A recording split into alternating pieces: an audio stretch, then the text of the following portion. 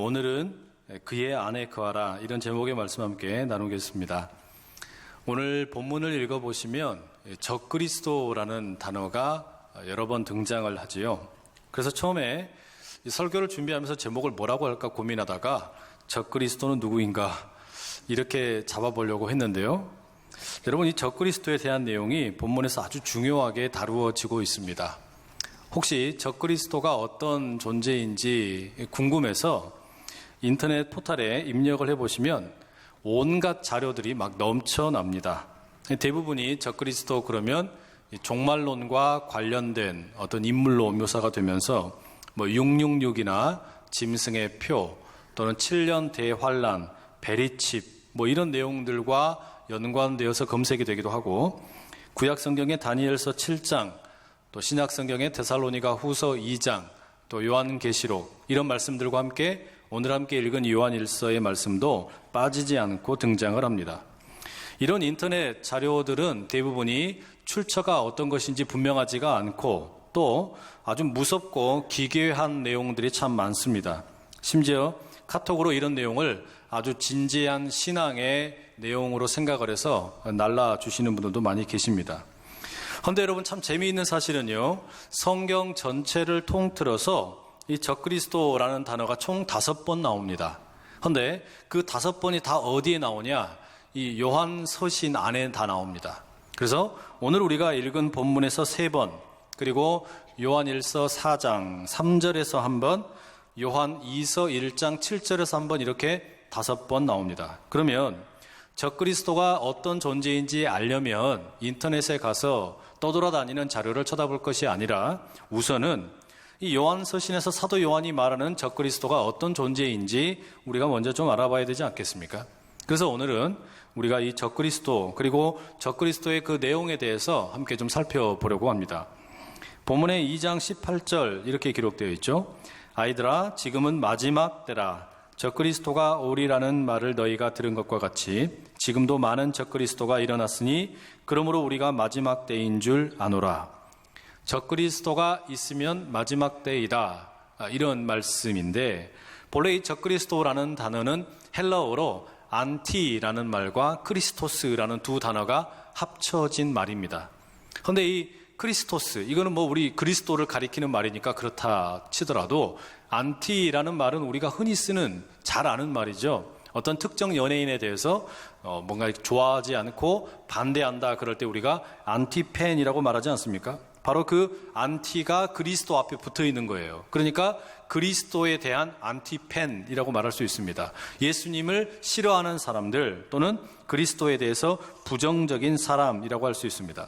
그런데 이 사도 요한이 적그리스도라고 말할 때는 어떤 특정 인물을 가리키는 것이라기보다는 그런 성향을 띠고 있는 한 무리의 사람들이라고 할 수 있습니다. 말하자면 안티팬이라고 그러면은 팬클럽이 있는 것처럼 반대로 안티팬클럽도 있더란 말이죠. 그래서 그들을 통칭해서 적그리스도라고 부르는 경우가 많습니다. 18절에서 우리가 읽은 본문에 보면 많은 적그리스도라는 표현이 나오는데요, 바로 그게 대표적인 예라고 할 수 있습니다. 그러면 이 적그리스도들은 도대체 무엇 때문에 적그리스도라는 이런 이름을 갖게 되었을까요? 그 특징이 뭘까? 19절에 보면 이런 내용이 나옵니다.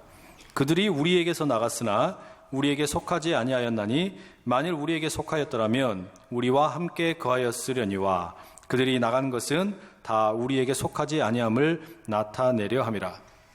이 적그리스도라고 불리우는 사람들, 그리스도를 반대하는 사람들, 이 사람들이 본래 사도 요한이 목회하던 교회의 일원이었던 것 같다라는 겁니다. 그 교회 안에 본래 같이 있었던 사람들인데 이 사람들이 어떤 이유인지 교회 바깥으로 나갔어요. 그리고 나간 다음에 뭐 하냐면 교회 안에 있는 성도들을 마구잡이로 공격을 하는 겁니다.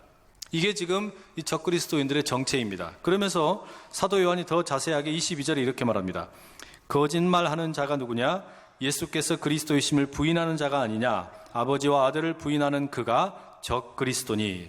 이 적그리스도들을 가리켜서 거짓말하는 자다라고 말하면서 예수님께서 그리스도이심을 부인하는 자라고 말하고 있습니다.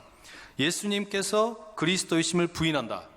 예수님께서 그리스도이심을 부인하는 자들이 적그리스도라고 말합니다. 그런데 예수님께서 그리스도이심을 부인한다라는 말을 조금 더 우리가 자세히 살펴볼 필요가 있습니다.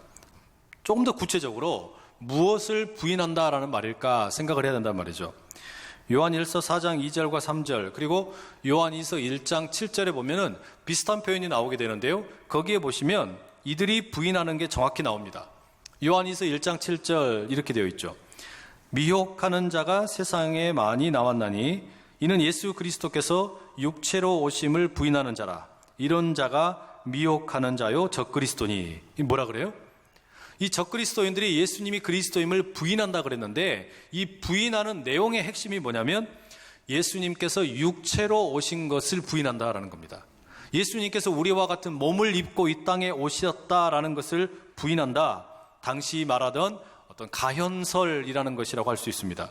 이 가현설이라는 건 뭐냐면 어떻게 신이 하나님이 우리처럼 이 사람의 몸을 입고 올 수 있냐? 그건 있을 수 없는 일이다. 사실은 예수님이 이 땅에 오실 때 사람의 몸을 입고 오신 게 아니라 영적으로 임했을 뿐이다 라고 말하는 거예요.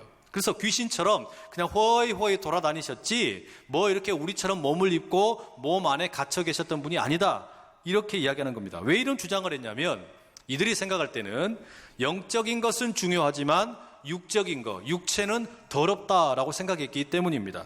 그래서 지금 이런 주장을 하던 사람들이 교회 안에 있다가 밖으로 뛰쳐나간 거예요. 그리고서 뭐라 그러냐면 우리가 옳다라고 하면서 교회 안에 머물러 있는 성도들을 이제 미혹하고 혼란스럽게 만드는 겁니다. 이런 이유 때문에 여러분, 우리가 이 요한일서 처음에 읽을 때 1장 1절에 무슨 내용이 있었습니까? 태초부터 있는 생명의 말씀에 관하여는 우리가 들은 바요, 눈으로 본 바요, 자세히 보고 우리의 손으로 만진 바라. 이 요한일서를 시작하면서 이 설교자 요한이 우리가 태초부터 있는 말씀이신 예수님에 대해서는 우리의 눈으로 보았고 우리의 손으로 직접 만져보았다라고 말하는 겁니다. 왜 이런 이야기를 하겠어요? 지금 교회 안에 있는 성도들을 미혹하는 적그리스도가 뭐라 그래요? 예수님께서는 몸으로 오신 자가 아니다라고 말하는 겁니다. 예수님이 몸으로 오신 자가 아니다, 영적으로만 왔다 그러니까 아니다. 예수님은 진짜로 몸을 입고 오셨다. 내가 직접 눈으로 보았고 그리고 손으로 만져보았다라고 말하는 겁니다. 예수님이 육체로 오심을 부인하는 적그리스도, 그 사람들 때문에 이렇게 말하는 거죠. 그래서 사도 요한은 지금 이 적그리스도에 대해서 거짓말하는 사람, 또 예수님이 육체로 오심을 부인하는 사람이라고 말하면서 26절에는 이들이 미혹하는 자들이다 라고 말합니다. 이들은 사람의 몸은 악한 것이고 더러운 것인데 신이 그렇게 올 수가 없다, 하나님이 이 땅에 그렇게 오실 리가 없다, 영적으로만 임했을 뿐이다 라고 하면서 이 논리를 가지고 교회 안에 있는 성도들을 막 어지럽게 미혹했다라는 겁니다. 교회에서 가르치는 게 가짜다라고 말하는 겁니다. 지금도 여러분 인터넷에 네이버에다 딱 쳐보시면 적그리스도가 누구예요? 라고 하면은 답글을 달아놓은 사람 중에 꼭 이런 분이 있습니다. 삼위일체 하나님을 믿는 자가 적그리스도입니다, 이렇게 말하는 사람이 있단 말이에요. 그런 식으로 말하자면 하나님에 대한 어떤 바른 이해를 깨트리는 그런 사람들, 교회 안에 있는 기존 성도들을 미혹하고 넘어지게 하는 사람들, 이들이 적그리스도라는 겁니다. 그러니 여러분, 적그리스도가 누구냐고 묻는다 그러면 인터넷에 있는 자료 쳐다볼 게 아니고 종말론에 대한 내용으로 넘어가기 전에 먼저 일단 요한일서에서 사도 요한이 말하는 내용을 정리해보면 예수님께서 육체로 오심을 부인하고 나아가 교회 안에 있는 성도들이 예수님과 친밀한 교제를 나누는 것을 방해하는 사람들이라고 말할 수 있습니다.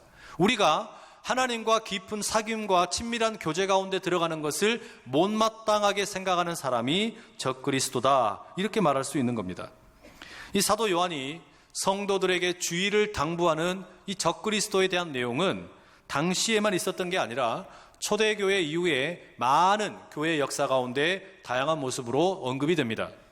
초대교회 교부 중에 폴리캅이라는 분이 계셨어요. 이분은 빌립보에 있는 성도들에게 편지를 쓰면서 뭐라 그랬냐? 거짓된 교리를 가지고 설교하는 사람이 적그리스도라고 말했습니다. 말하자면 설교 잘못하면 그 사람도 뭐가 된다는 겁니까? 적그리스도라고 불리울 수 있다는 거예요. 왜요? 하나님과 성도 사이에 교제를 방해할 수 있기 때문에 그렇다는 겁니다. 이레니우스나 터툴리안 같은 사람들은 이 적그리스도를 이제 종말의 때와 연관지어서 해석을 하기도 했었어요. 그래서 이레니우스는 요한계시록에 나오는 666이라는 이 짐승의 숫자를 가지고 그 적그리스도의 이름이 이런 것일 것이다 라고 추론을 하기도 했었습니다. 별로 옳은 일은 아니죠. 그러면서 적그리스도는 어떤 존재냐? 하나님의 자리를 탐하는 자이고 사람들을 하나님께로 나가는 것을 방해하는 자다라고 말합니다.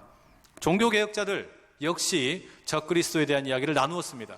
우리가 잘 아는 마르틴 루터나 잔 깔뱅 또는 존 낙스 이런 다양한 종교개혁자들이 공통적으로 적그리스도라고 말하는 조가 있었어요. 그게 누구였냐면 로마의 교황이었습니다.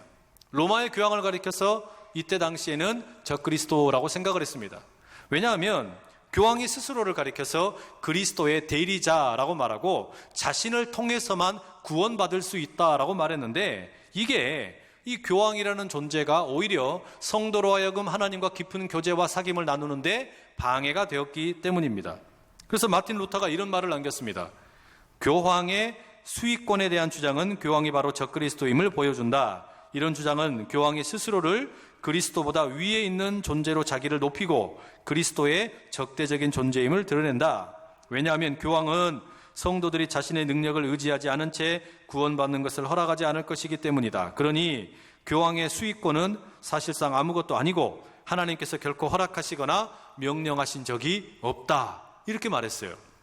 여러분, 이외에도 많은 교회 그리스도인들이, 이 지도자들이 각 시대마다 다양한 적그리스도에 대한 언급을 합니다. 그런데 이상하게 이게 한국 땅에 딱 들어와가지고는 묘하게 희한한 종말론이랑 막 결합이 되어버렸어요. 그래서 적그리스도가 무슨 프리메이슨 또는 일루미나티, 베리칩, 컴퓨터 막 이런 이야기들과 막 어마어마하게 이상한 이야기로 변질이 되어버렸습니다. 그러면 여러분, 우리가 이 적그리스도를 어떻게 이해하면 좋겠습니까? 가톨릭의 교황과 같은 특정한 인물일까요? 아니면 요한 서신이 말하는 대로 폭넓게 이해해서 하나님과 성도 사이의 친밀한 교제를 깨트리는 그런 존재로 이해하는 게 좋겠습니까? 저는 초대교회 당시에 유명한 설교자였던 요한 크리소스톰의 말을 귀담아 들을 필요가 있다라고 생각합니다. 이 크리소스톰이라는 사람이 적그리스도의 정체에 대해서 이렇게 이야기했어요. 적그리스도가 누구인지 너무 깊게 생각하지 말아라, 이렇게 경고를 했습니다. 왜냐? 성경이 말하는 핵심은 적그리스도가 누구인지, 어떻게 생겨 먹었는지, 이름이 무엇인지, 언제 나타나는지 그런 거에 대해서 별로 관심이 없다라는 겁니다. 다만 적그리스도가 어떤 존재인지에 대해서 그 성격을 알고 난 후에는 하나님과 성도의 친밀한 교제를 방해하는 존재라는 것을 알았다면 그런 존재를 조심하면 된다라고 가르친 겁니다. 이게 여러분, 예를 들면 이런 겁니다. 성경 이야기 읽어보시다 보면 귀신 이야기 많이 나오죠? 어마어마하게 귀신 이야기 많이 나옵니다. 예수님께서 귀신들을 쫓아내는 이야기도 나오고요. 그러나 성경 가운데 귀신의 이름을 가르쳐주는 경우는 군대 귀신 빼놓고는 나오는 적이 없어요. 그러니까 귀신의 이름이 뭔지, 귀신의 정체가 뭔지 그런 거 너무 깊게 알려고 하지 말라는 말이에요. 귀신 때문에 벌벌 떨지 말라는 이야기입니다. 그러면 우리가 알아야 될 건 뭡니까? 아무리 우리 주변에 세상에 귀신이 많고 더러운 것들이 많다 할지라도 우리를 영적으로 이렇게 유혹하고 미혹하는 귀신들이 아무리 많아도 뭘 믿으면 되는 겁니까? 예수의 이름을 믿으면 모든 귀신들이 다 떠나갈 것을 믿으면 되는 겁니다. 그거 믿으면 되는 거지, 귀신이 어떤 존재인지 굳이 자세히 알 필요가 없다는 거예요. 그게 핵심이에요. 그러니 중요한 것은 지금 우리 시대에 내가 삼위일체 하나님과 깊은 사귐과 교제를 나누려고 하는데 이것을 방해하는 존재가 뭐냐? 내가 지금 하나님께 나가는 것을 어지럽게 만드는 게 누구냐? 이것만 알면 된다는 거예요. 그러니 요한 1서를 기록한 이 사도 요한의 시대에는 그게 가연설을 주장하던 사람들이었고, 종교개혁 시대에 이 신앙생활에, 바른 신앙생활을 방해하던 자는 가장 큰 적이 교황이었다면, 지금 우리 시대에 그 하나님께 나가는 것을 방해하는 게 뭘까? 그걸 가만히 연구해보고 거기에 대해서 대적할 수 있는 힘을 달라고 하나님께 기도하라는 겁니다. 이게 여러분, 종교개혁 500주년을 맞이하는 우리들의 자세가 아니겠습니까? 그러면 오늘날의 적그리스도는 다양한 모습으로 나타날 수 있습니다. 어떤 사람에게는요, 돈이 적그리스도일 수 있는 거예요. 돈이 우리로 하여금 하나님께 나가는 길을 자꾸 방해합니다. 어떤 사람에게는 명예일 수가 있어요. 명예가 내가 하나님께로 나가는 길을 자꾸 방해하는 거예요. 어떤 사람에게는 자존심일 수 있어요. 내 자존심이 내가 하나님께로 나가는 길을 자꾸 방해하는 거예요. 어떤 사람에게는 지식일 수 있습니다. 내 지식이 나로 하여금 하나님께로 나가는 것을 자꾸 방해해 놓는다라는 말입니다. 무엇이 되었든지 간에 나로 하여금 육신의 정욕이든 안목의 정욕이든 이생의 자랑이든 내가 하나님께로 나가는 것을 방해하는 그 무엇이 바로 적그리스도가 될 수 있다라는 말입니다. 마태복음의 7장 15절에 이런 말씀이 있죠. 거짓 선지자들을 삼가라. 양의 옷을 입고 너희에게 나오나 속에는 노략질하는 일이라. 겉으로 보기에는 양처럼 온순하게 찾아오지만 또 찾아와서 평화와 번영과 복을 이야기하는 것 같았는데 알고 보니까 일이에요. 그리고 그 일이는 우리를 하나님께로 이끄는 것이 아니라 나로 하여금 다른 꿍꿍이를 가지고 끌고 가더라. 불순한 의도가 있더라. 바로 그게 적그리스도라는 겁니다. 대표적인 예로 여러분, 요즘에 심각한 이단 중에 신천지라고 있지 않습니까? 우리가 지난 금요일 철야 시간에 강사로 모셨던 신현욱 목사님이란 분이 계세요. 이분이 본래 정통교회에서 신앙생활을 하다가 1986년에 섬기던 교회 전체가 신천지에 빠지게 되었습니다.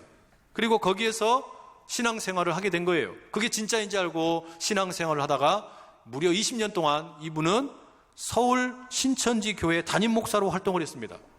그리고 신천지 총회 본부의 본부장, 교육장으로 활동을 했습니다. 그런데 아무리 생각을 해봐도 이 신천지 교육이 이 교리가 맞지를 않는 거예요. 이만이라는 이 사람을 구원자로 믿는다는 게 말이 되질 않은 겁니다. 그래서 2007년에 신천지가 거짓이다라고 믿고 공식적으로 탈퇴를 선언했습니다. 그리고 지금은 이제 신학 교육을 정식으로 받고 신천지의 위험성을 알리는 일에 전념하는 목회자가 되셨습니다. 그런데 이분에 의하면 현재 우리나라의 신천지 규모가 무려 18만 명 정도 된다고 합니다. 이 전혀 규모가 줄어들지를 않는 거예요. 기독교 방송에서 신천지의 위험성에 대해서 사례를 들어서 말을 해주고 또 교회마다 신천지 출입 금지라는 스티커를 붙여놓고 이렇게 수없이 많은 일을 했음에도 불구하고 매년 2만 명 정도의 성도들이 미혹이 되어가지고 신천지에 넘어간다는 겁니다. 이분들이 하나님의 모르는 사람들, 예수님을 모르는 사람들, 성령을 모르는 사람들, 또 성경을 사랑하지 않는 사람들, 이런 사람들이 아니고 교회에서 열심히 활동하는 사람들, 하나님을 너무너무 사랑하는 사람들, 예수님과 깊은 교제를 원했던 사람들, 성령의 충만함을 원했던 이런 분들이 다 어떻게 된다는 거예요? 미혹이 되어서 넘어가더라는 말이에요. 얼마나 많은 가정들이 피해를 입고 있는지 모릅니다. 너무 심각해요. 전형적인 적그리스도의 모습이라고 할 수 있습니다. 왜 여러분, 그러면 왜 우리가 이런 가짜 이단에게 미혹이 되는 걸까요? 그 이유는 거짓말을 하면서 자신들에게만 뭔가 특별한 영적인 지식이 있다고 가르치기 때문에 그렇습니다. 우리에게만 뭔가 특별한 비밀이 있다. 당신이 우리에게 오면 신천지의 일원이 되면 이제 우리와 함께 왕노릇하면서 온 세상을 다스리게 될 것이다 라고 말합니다.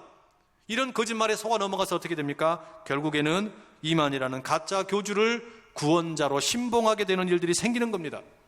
뒤늦게 깨달아도 어떻게 되는 겁니까? 이미 가정이나 교회가 깨뜨려지고 성도가 예수님으로부터 멀어지게 되는 겁니다. 결국 핵심이 뭐예요? 신천지의 이 문제도 성도로 하여금 하나님으로부터 멀어지게 만드는 거 아닙니까?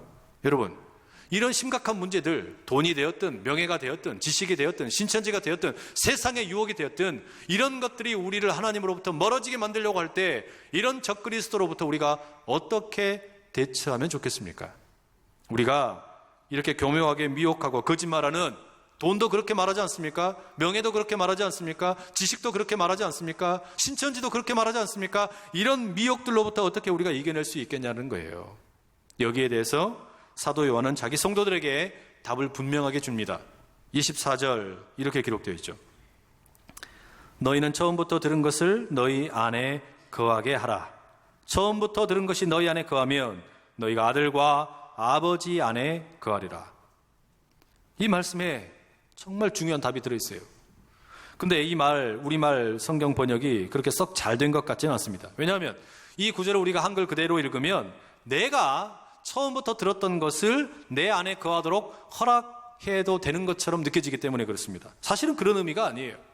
사도 요한이 지금 성도들에게 적그리스도를 조심해라 라고 말할 때 이 이야기는 처음부터 들은 것, 그 말씀이 너희 안에 거해야만 한다.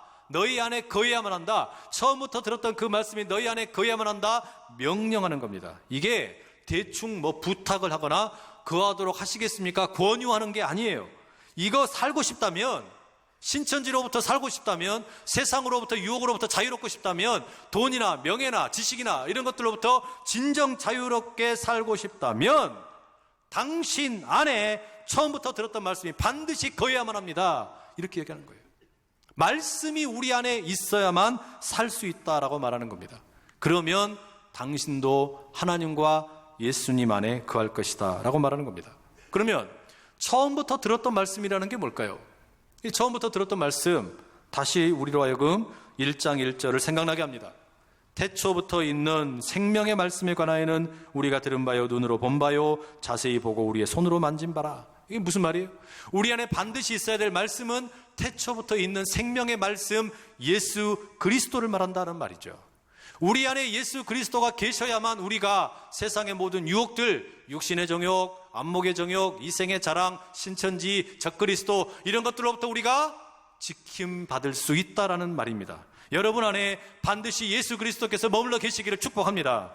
우리 안에 예수님이 계셔야만 우리가 살 수 있다는 말이에요. 예수님 없이는 세상에 우리를 노략질하고 이리처럼 찾아왔을 때 이길 방법이 없는 거예요. 도저히 이길 방법이 없는 겁니다. 예수님만이 우리를 지켜주실 수 있는 분이심을 믿으실 수 있기를 바랍니다. 주님만이 우리를 육신의 정욕으로부터 지키시는 거고, 주님만이 우리를 안목의 정욕으로부터 지켜주시고, 주님만이 우리를 이생의 자랑으로부터 보호해 주신다라는 말입니다. 그런데 예수 그리스도께서 우리 안에 거하시면서 우리가 그렇게 주님과 함께 하나됨의 이 내용을 27절에는 이렇게 말합니다. 너희는 주께 받은 바 기름 부음이 너희 안에 거하나니 아무도 너희를 가르칠 필요가 없고 오직 그의 기름 부음이 너희 모든 것을 너희에게 가르치며 또 참되고 거짓이 없으니 너희를 가르치신 그대로 주 안에 거하라. 이 구절에 보면 기름 부음이 우리 안에 있어야 된다라고 말합니다. 우리 안에 주님께 받은 기름 부음이 거한다라고 말합니다. 여러분, 이게 어떤 의미겠어요? 우리가 예수님을 가리켜서 신앙을 고백할 때 그리스도라고 말하죠. 근데 그리스도라는 말의 의미가 뭡니까? 기름 부음 받은 자예요. 메시아라는 말, 그리스도라는 말 다 똑같이 기름 부음 받은 자라는 말입니다. 그러면 내 안에 지금 예수님께서 계신다라는 말은, 달리 말하면 그리스도께서 계신다라는 말은 기름 부음 받은 자가 계신다라는 말입니다. 그러니 내가 지금 기름 부음을 받았다라는 말은 내 안에 예수님께서 계신다라는 것은 기름 부음 받은 자 예수님이 계신다라는 말입니다.